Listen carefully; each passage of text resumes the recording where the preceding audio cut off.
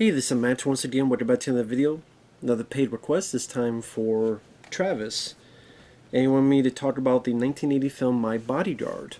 Now, for those interested in requesting any type of reviews, topics, commentaries, reactions, re-reviews, video game stuff, what have you, feel free to send it either directly to my PayPal or join my Patreon. Both links are down below in the info box. Now, My Bodyguard, like I say, it's a film I've heard of. I've seen trailers to, never got around to seeing it. And I didn't mind it. At the end of the day, I did not mind the film. It stars Chris Makepeace, who I recognize him from Meatballs with Bill Murray. He was the kid who Bill Murray got under his wing, took under his wing for the whole summer. He was also in this film called Vamp in the late 80s that had Robert Russler and Grace Jones.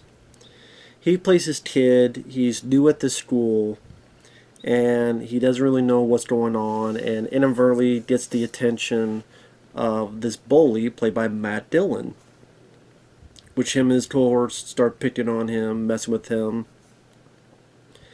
trying to get him to drink this toilet water where the guy, and Chris takes it, throws it back in his face.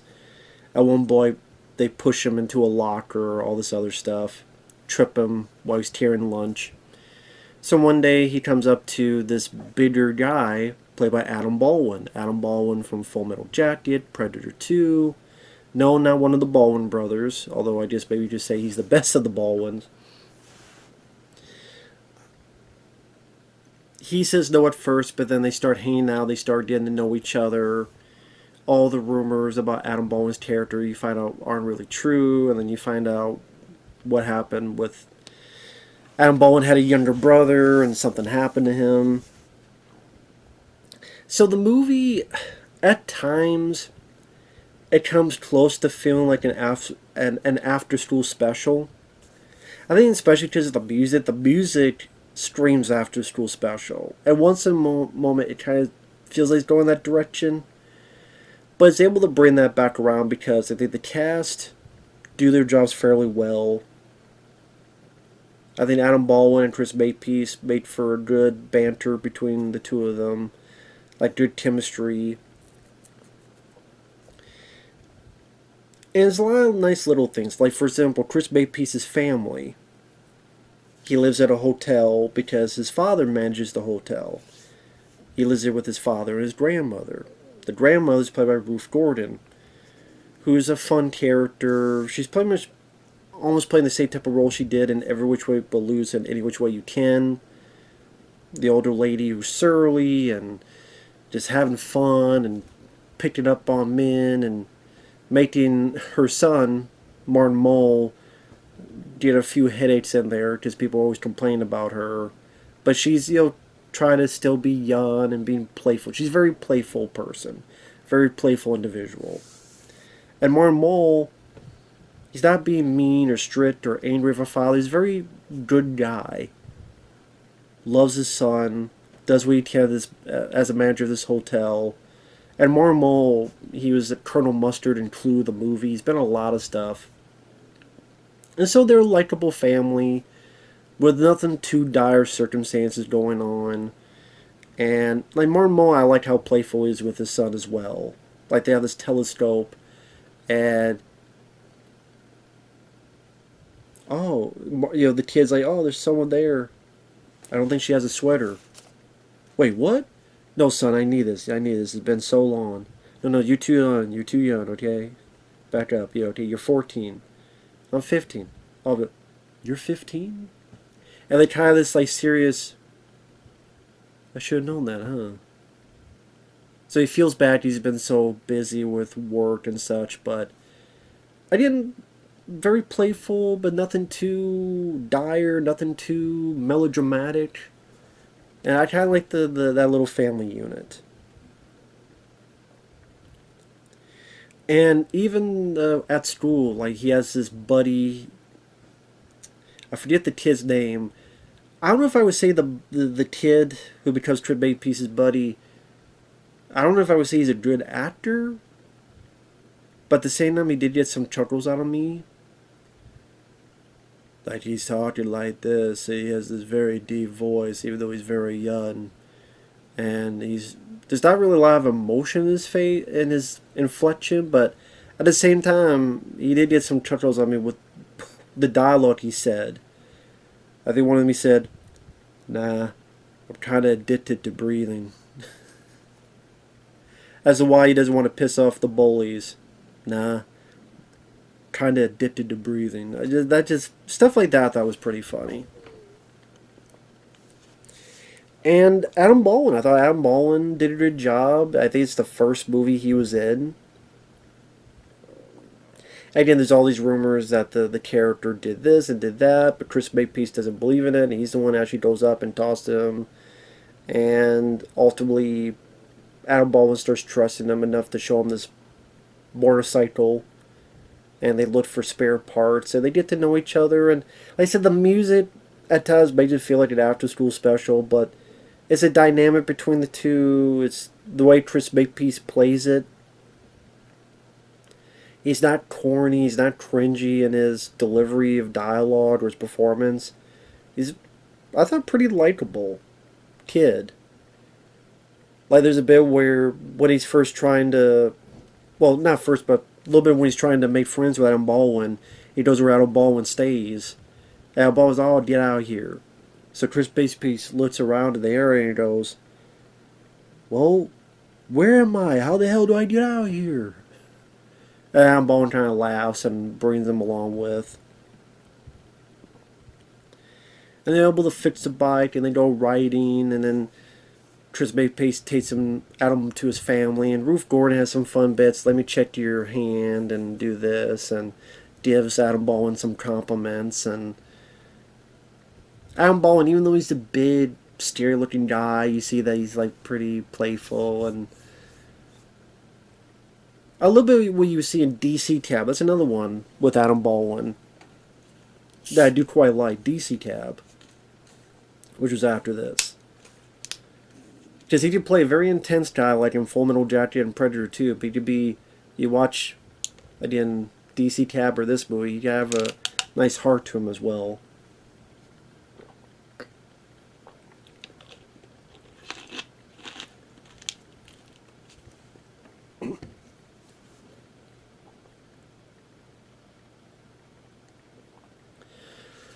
So at first he steers off Matt Dillon and his cronies, but then Matt Dillon, he gets his own bodyguard, which is like this fucking full-grown 40-year-old bald guy, to be his own bodyguard and help beat up Adam Baldwin's character.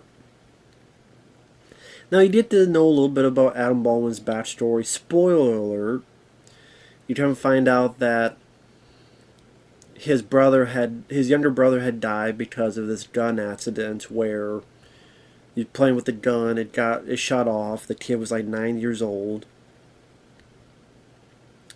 And then Adam Baldwin admits, no, I shot him. As in, I'm showing him the gun, he took it away. I said, no, give it back, you can't play with it. While trying to take it away, the gun accidentally went off. And as he puts, I didn't even have the guts to take the blame for it, so I put it in his hand, and he feels guilty. And Chris Makepeace says, well, it was still an accident.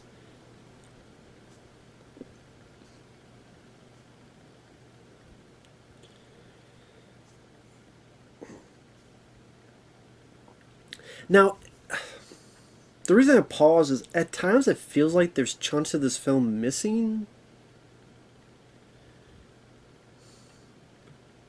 Like, for example, there's this character played by Joan Cusack, who's related to John Cusack. Joan Cusack, she's been in a lot of stuff. As this girl who seems very nice, but you tell, like, Matt Dillon makes fun of her, treats her like shit. But then all of a sudden she's with the group, and you don't really see how that comes to be. I mean, there's a bit in a cafe where Matt Dillon asks her, you want to go to the movies? Yeah. Well, tell me how good it is. Like, tell me if you had a good time or not. Like, making fun of her looks type of thing. So, that's when Chris Makepeace comes in, sticks up for her, shoots some ketchup and mustard on the guys, they run. That's where you find Adam Baldwin being his bodyguard and steers them. But you never really get as to how, when Joan Cusack joined the group. That never really, it's just all of a sudden she's there. Even like Chris Makepeace's buddy, like he's in it for a couple scenes, then he like disappears for good chunks of it. It seems like there should have been a lot more scenes of this little kid and Joan Cusack kind of being pulled into the group, involved with the group, interacting with Adam Baldwin. I mean, they're all on the poster. Like, well, depending on which poster. The original theatrical poster, they're all on the poster. Joan Cusack and the other kid that you find on Wikipedia. But they're not really built up, or especially Joan Cusack. She's kind of just all of a sudden she's part of the group, and I felt like there was a bit more development, or a bit more. Felt as if there were scenes cut out that better transition that from her being the outsider to being part of this group. Even within the third act, where Adam Baldwin wants nothing to do with it. I can't help anybody. Then, next thing we know, Adam Baldwin's taking a motorcycle out. Chris Makepeace comes up and talks with him. They get confronted again. And then Adam Baldwin starts the fight.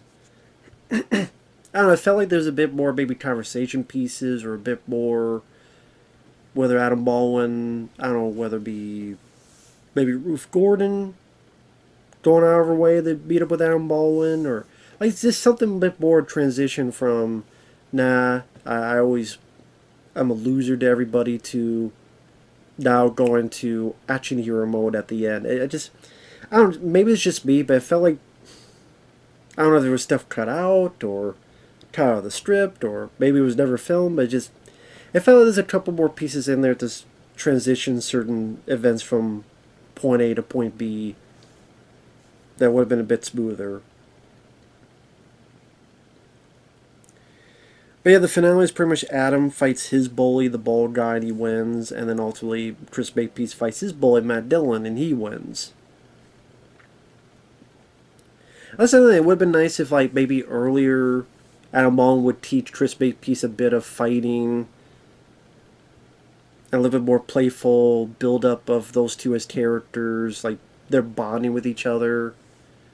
Because very much just get them at the junkyard looking for parts, them riding on a motorcycle, and then him introducing Adam Baldwin to his grandma. Maybe a bit more, whether montages or a bit more, like I said, bring Joan Cusack in the group. Maybe the little kid, okay, bodyguard you pay for, how much do I have to pay you? Maybe a little bit better between Adam Baldwin and that kid. Like a little bit more build up, a little bit more dotting the I's, crossing the T's would have been nice to see. But it's still a nice, sweet little movie.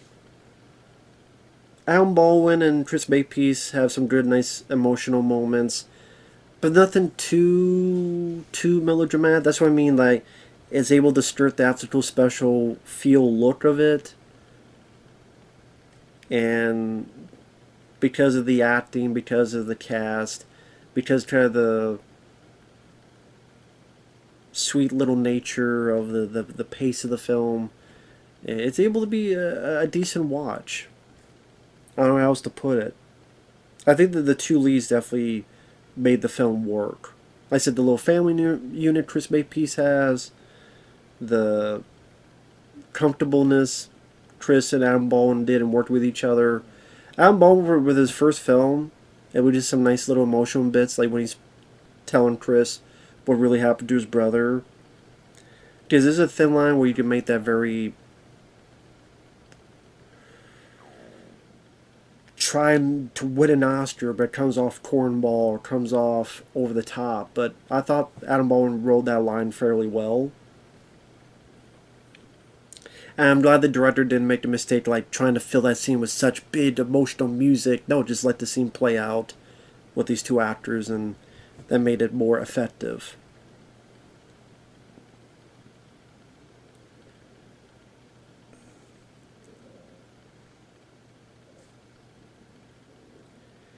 So overall, yeah, I thought it was a pretty decent, sweet little movie, and